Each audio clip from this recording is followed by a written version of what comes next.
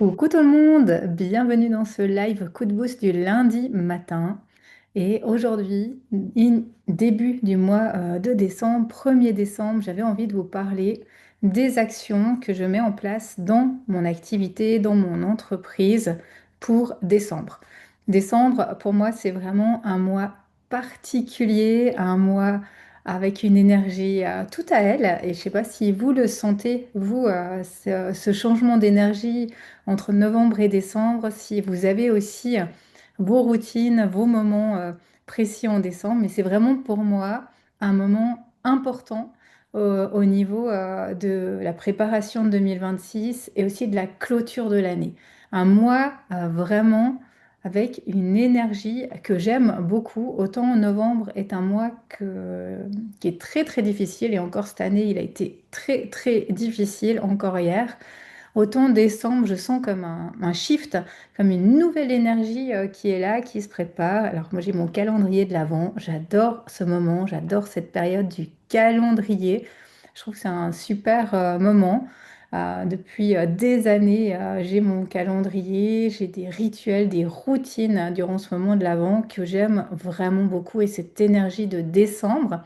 J'avais aussi envie de vous offrir cette année ma contribution à ce calendrier en vous faisant des stories un peu coulisses de ce que je fais dans mon quotidien, vous partager un peu les coulisses de Christa Coaching, les coulisses de ce que je mets en place chaque jour, puisqu'on me pose souvent la question, comment tu fais ça, comment tu t'organises, etc. Je me suis dit que j'allais vous partager un peu comme ça, très spontanément et au jour le jour, mon quotidien. Alors, pour revenir à ce live de ce matin, je vais vous partager aujourd'hui 10 actions que je mets en place en décembre, en fin d'année, qui me permettent, moi, vraiment de clôturer l'année en beauté et d'initier la prochaine année en étant vraiment, j'ai envie de dire au taquet, mais en étant vraiment bien pour commencer, en partant sur un bon pied tout de suite et en ne me laissant pas prendre par le j'y vais tranquille, je verrai en janvier. Non, je pars vraiment en janvier avec cette bonne énergie. Alors, ce que j'ai envie de vous partager, moi, c'est que décembre, c'est l'énergie la plus yin de l'année. On est dans ce retour à son intériorité. On est dans ce retour au calme, contrairement à ce que nous montre la société avec les fêtes, avec tout ce mouvement. Le mois de décembre, c'est un mois, si on observe la nature, si on observe les animaux, qui est très très yin. C'est un mois où on va aller se ressourcer, se reposer. Et si on pense à l'agriculture, c'est le mois où on laisse la terre tranquille. C'est le mois où la terre se repose, se ressource, où les graines commencent à germer sous terre pour prendre leur expansion petit à petit, janvier, février, mars et le printemps. Donc c'est important, en tout cas pour moi, de prendre en compte cette énergie de décembre et ce mouvement de repos et ce mouvement descendant. Et de ne pas me laisser, je dirais, happer, et ce qui n'est pas toujours évident, par l'effervescence des fêtes, par l'effervescence de la liberté, de la société, et vraiment de revenir à moi. Et dites-moi comment vous vivez ce mois de décembre. Est-ce que c'est un mois où vous essayez d'entrer dans votre intériorité, où vous essayez de prendre du repos, ou est-ce que vous voyez un peu cette effervescence des fins d'année, vous avez de la peine à avoir ces espaces plus calmes de repos, d'introspection. Et durant moi, ce mois de décembre, je vais vraiment clôturer l'année. C'est vraiment le moment où je vais poser toute mon année et où je vais libérer ce qui est encore à libérer, aligner ce qui a besoin d'être encore aligné ou réaligné et me préparer à 2026 en partant avec le plus de clarté et de confiance pour l'année qui vient. Et je vais vous partager un petit peu mes clés à moi et n'hésitez pas, vous, à me partager les vôtres. Ça me fera plaisir aussi de vous lire en commentaire. Et bonjour pour les personnes qui sont arrivées. Bienvenue. Alors, première chose que je fais, Le grand classique, certainement que vous faites également, c'est de faire le bilan, de poser l'année, de faire le bilan classique de mon année. Ce qui a marché, ce qui a fonctionné, bien fonctionné dans mon entreprise, Christa Coaching, qu'est-ce qui a moins fonctionné. Et là, je repasse toute mon année et mes chiffres. C'est du très, très concret. J'ai des tableaux, ce qu'il y a de plus classique Excel, que ce soit pour ma compta, que ce soit pour les chiffres. Je vais regarder mon 20-80, loi de Pareto. C'est quoi ce 80 dans mon entreprise? Ce 80% de chiffres, ce 80% de clients. Et vraiment, je vais activer cette loi de Pareto, je vais activer ces chiffres, je vais regarder qu'est-ce qui a fonctionné, qu'est-ce qui a moins fonctionné. Et en parallèle aussi à ces chiffres, je vais regarder au niveau de mon énergie. Parce que oui, il y a ce qui fonctionne bien et qui peut peut-être être rentable au niveau d'un chiffre d'affaires, d'une offre ou même d'un partenariat. Mais si moi, au niveau de mon énergie, de mon plaisir, de ma satisfaction, ça n'a pas été non plus optimal, je vais quand même réfléchir à si je veux continuer cette action ou non par la suite. Pour ça, je reprends mes carnets, je reprends mes tableaux, je reprends mon agenda, mon téléphone, je pose tout cela. Ça, c'est certainement le plus fastidieux et le moins intéressant, mais ça fait du bien. Je me suis créé une roue de l'entrepreneur dans laquelle j'ai mis tous ces critères, tous ces facteurs. Cette roue, vous la retrouvez dans le coffret d'abondance. Et vraiment, je retraverse toute mon année entrepreneuriale avec des critères très, très précis. Et ça me permet d'avoir une clarté sur où je vais, la direction où je veux aller, ce que je ne veux plus reproduire l'année qui vient et de pouvoir aligner mes actions. Un des exemples pour moi, je peux vous le donner de mon année passée, c'est tout ce qui a été en lien avec un partenariat, une assistante que j'ai eue en début d'année passée où ça s'est pas bien passé.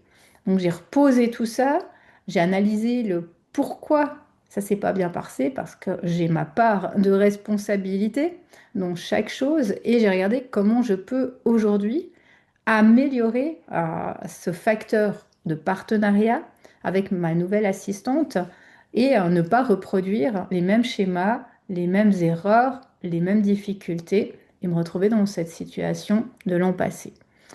Je regarde aussi parmi les offres, quelles sont les offres qui ont le mieux fonctionné, qui fonctionnent le mieux, qui sont les plus épanouissantes pour moi. Et vraiment, j'active mon énergie là autour. Mes offres phares, pour moi, c'est mon mastermind Alma, c'est mes accompagnements privilèges VIP et c'est le yin yoga.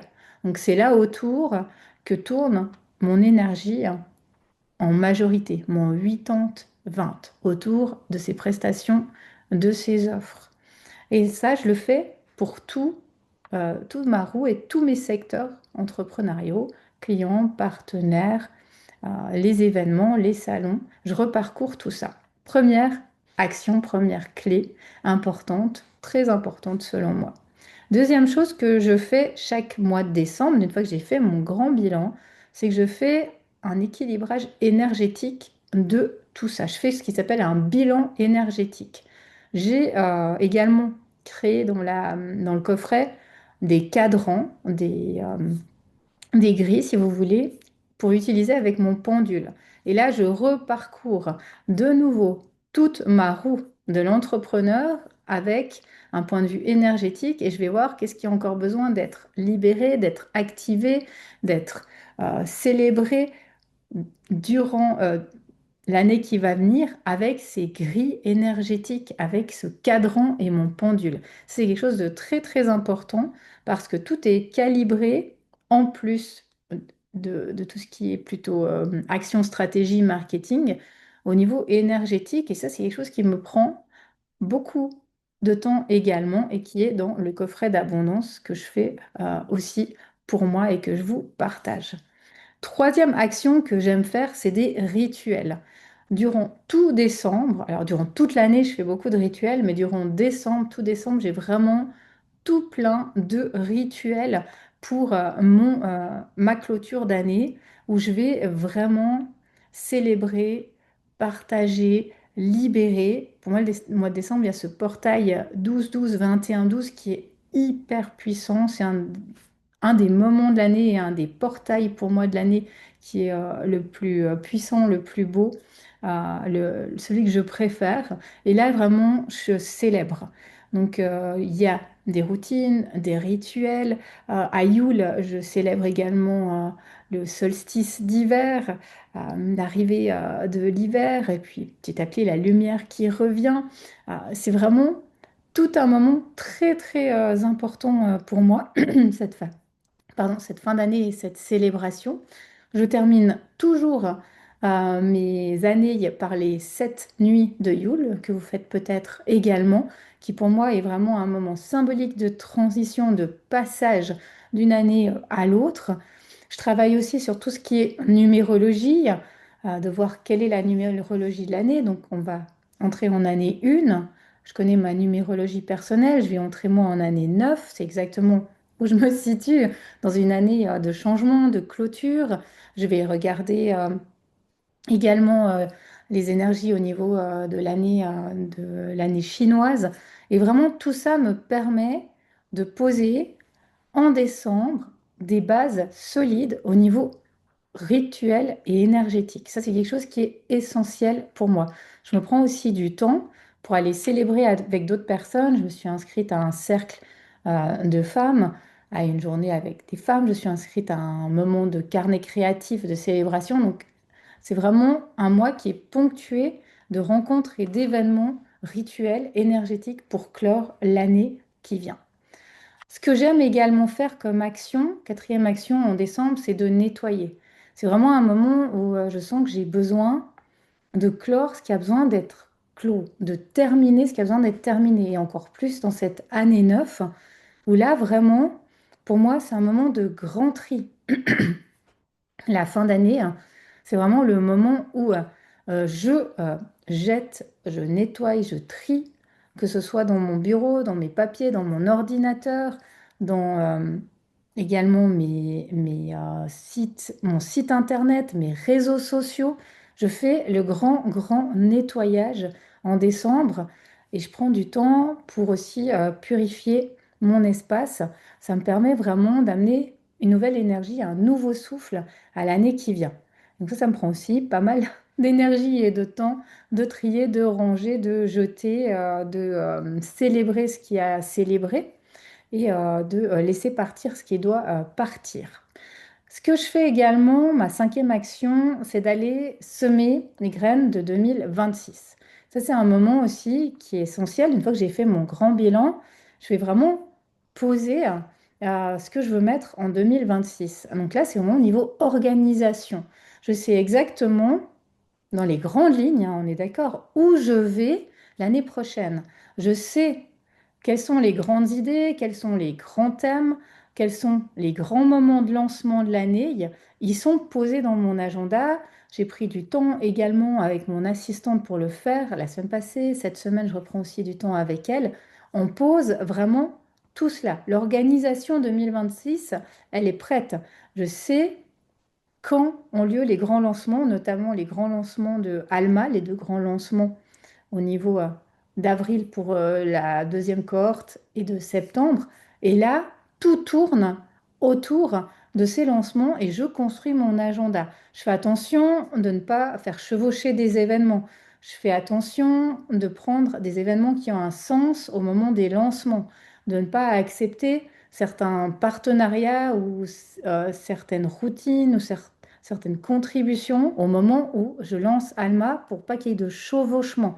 Donc c'est vraiment toute une mise en place qui va faire que je vais pouvoir être bien dans ces lancements, je vais pas être surchargée, hein, je vais pas multiplier les offres et je vais pouvoir ainsi avoir une bonne énergie, une bonne préparation et qui va engendrer des résultats concrètement. Donc là, on est vraiment au niveau, je dirais, organisation, stratégie. Je sais aussi quels sont les salons, les grands salons ou les grands événements auxquels je vais participer. Et là, mon agenda, mon planning est prêt. J'ai aussi mis des chiffres pour les mois, des chiffres pour les lancements, des chiffres pour mon année au niveau financier. Je sais exactement où j'ai envie d'aller et quel objectif je veux atteindre. Ça, c'est également quelque chose qui est important. Sixième action que j'aime mettre en place, c'est en fin d'année, en décembre, de clôturer ce qui est à clôturer. Tous les projets qui sont ouverts, que ce soit des mails, des questions, des dossiers en attente, des partenariats, des formations, j'aime vraiment terminer l'année en clôturant ce qui a besoin d'être clôturé, en mettant fin à tous ces éléments et en prenant du temps pour me reposer, pour me nourrir, pour l'introspection, pour pouvoir ensuite voir où je veux aller en 2026.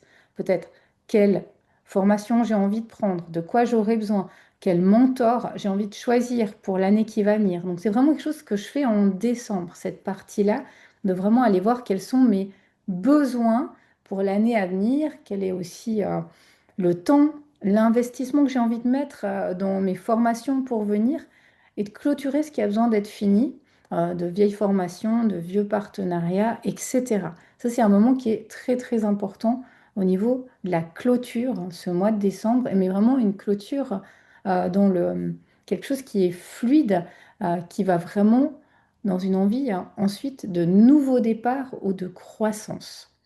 Septième action que je mets en place, c'est tout ce qui est de poser mes intentions.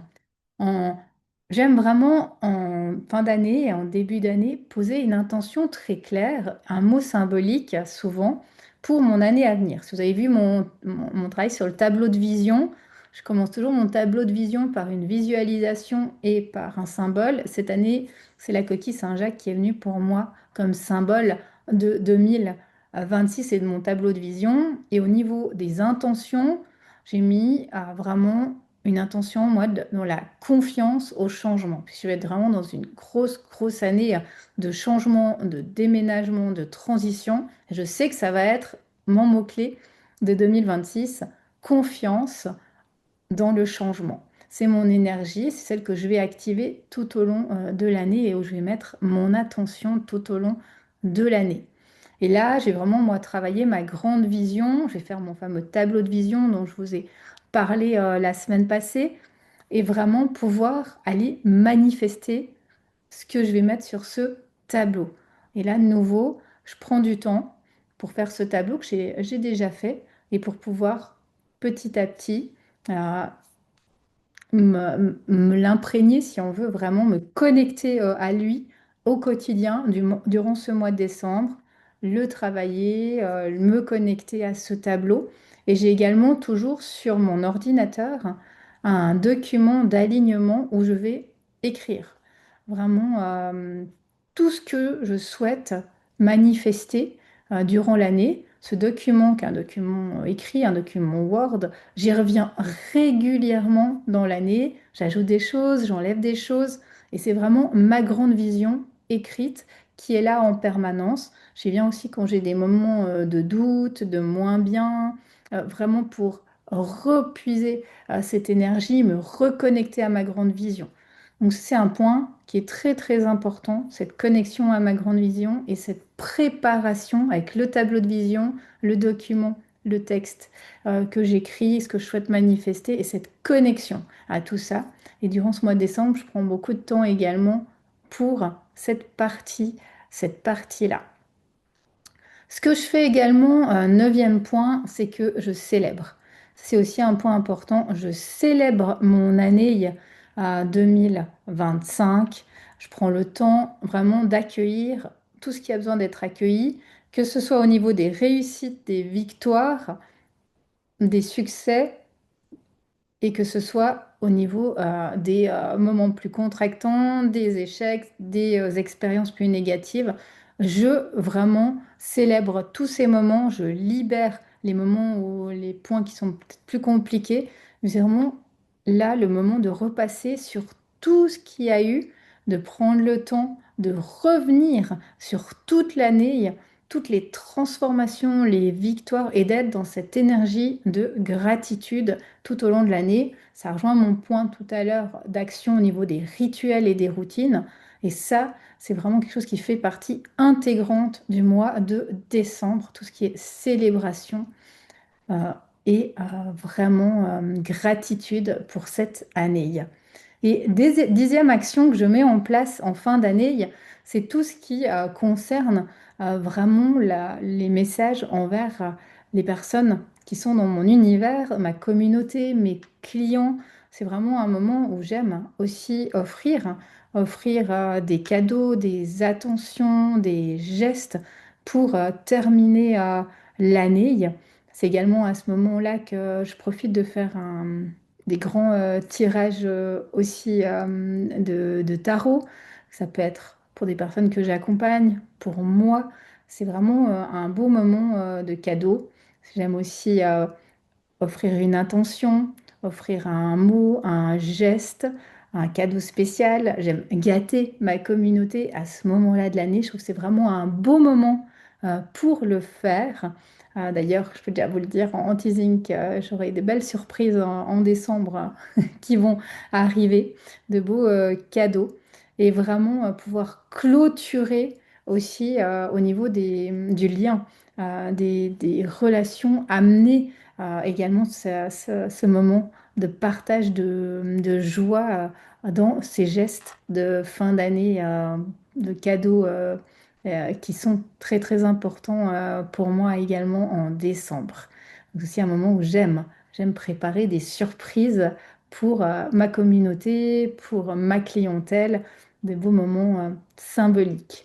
Donc voilà pour moi les 10 actions que j'aime mettre en place en décembre qui me font beaucoup de bien avec cette énergie justement pour moi de célébration, cette énergie vraiment je trouve aussi de douceur, de retour à soi, de partage. Enfin moi c'est vraiment ce que je vois dans cette énergie de décembre et que j'ai envie d'amener dans ma vie professionnelle et dans ma vie privée, dans mes relations. C'est vraiment quelque chose de très très important.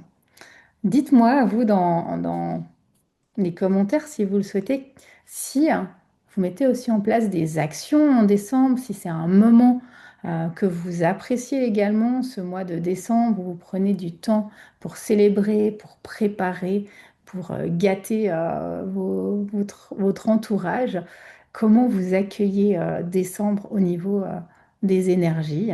Je serais également curieuse de vous entendre ou de vous lire.